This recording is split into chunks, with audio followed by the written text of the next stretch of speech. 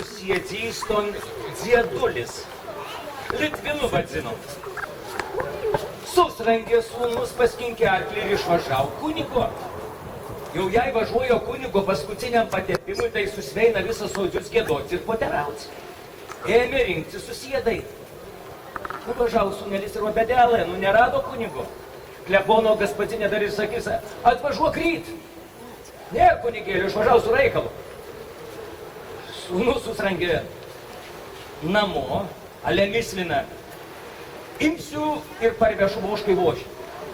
Paslakstys bus vožukų. Užvažiavo, įsikėlė vožį ir grįžta namo.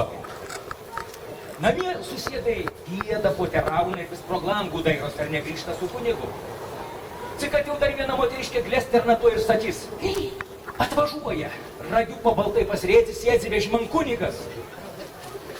Greita puolai špakelį uždėkė suplaukė, gaspadinė šokas plepan maisto neš, sūnus, invažaviskė man sustoj, vožys, užgirdis voškytės balsus, striks iš vežimui nuvoškyti, voškais gandus bėgs pirkan ir šas plepan, vožys iš paskos maldos persipinė. Su vožo bliovimu, gaspadinės spiegimu, su sėdėlių juoku atmirštantysis krajuku.